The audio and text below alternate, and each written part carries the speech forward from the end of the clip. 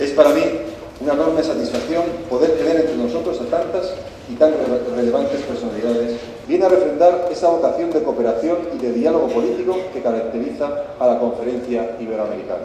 Se van a tratar temas de gran relevancia en materia de seguridad y Estado de Derecho, como son la transparencia, la capacitación y necesaria coordinación local, internacional y nacional. Para nuestro programa Desde España en Chile al Mundo, embajador, presente Chile nuevamente en una cumbre tan importante como esta. Yo les he relatado, por ejemplo, el plan norte que tiene Chile y que es de una cuantía muy importante en 4 años, son 5.500 millones de euros.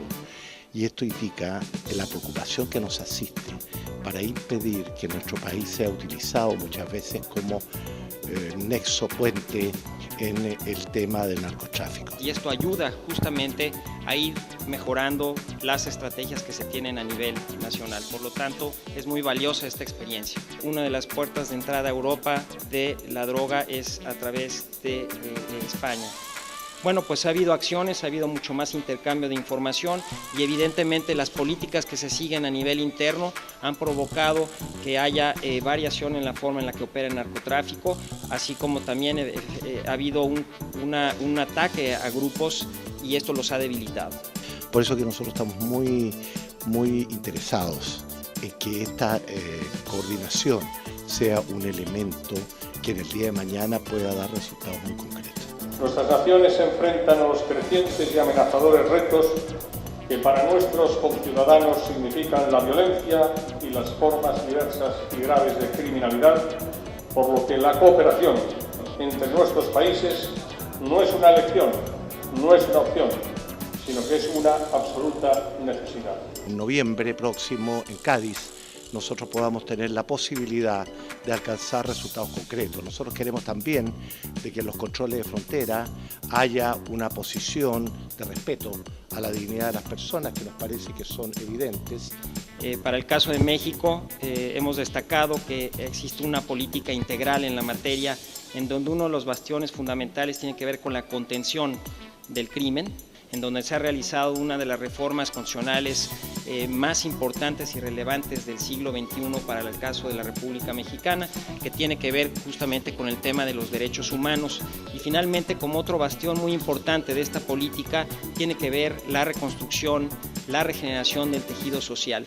Agradecer al Ministerio de Interior y al Ministro que me haya dado la oportunidad de poder explicar aquí hoy qué sentimos las víctimas españolas y quién es la banda terrorista ETA. Estos asesinos tienen incluso cargos importantes en algunas embajadas y que colaboren muchísimo con España por el bien de todas las víctimas y yo creo que por el bien del mundo, ¿no? Porque yo creo que cuanto más colaboremos todos los países por derrotar a los terroristas nos irá mejor a todos. El interés que tiene Chile de hacer un combate decidido y resuelto al terrorismo y al narcotráfico, y que este adquiere dimensiones cada vez más internacionales. De aquí me ofrezco a todo lo que quieran saber en Chile de cómo funcionan aquí las asociaciones de víctimas y cómo trabajamos en contra del terrorismo para que desde aquí, desde España, que yo creo que por desgracia somos los que llevamos más años, podamos ayudarle. Yo creo que ya el Ministerio de Interior hoy lo está demostrando, que abre los brazos, ¿no?, a ayudar y a colaborar y desde luego nosotros encantados. Para tu dirección de comunicación con responsabilidad para Chile, ¿hay alguna experiencia que ya se pueda establecer como un modelo a seguir? Pero por ejemplo, lo que dice usted, el ministro de Justicia de Brasil, ¿no? Pues ha planteado en su ponencia la conveniencia de que seamos capaces de hacer un diagnóstico compartido de la criminalidad y tener medidores de criminalidad que nos permitan también dar respuestas más adecuadas, partiendo de un diagnóstico compartido de la criminalidad. Y se acuerda en la Declaración de Valencia, es la creación de un grupo de trabajo para impulsar la puesta en marcha, precisamente un mecanismo para la armonización de estadísticas de seguridad, de todo lo que constituye efectivamente el elenco de criminalidad al que se enfrentan nuestras sociedades avanzadas, democráticas, en estos momentos en el mundo.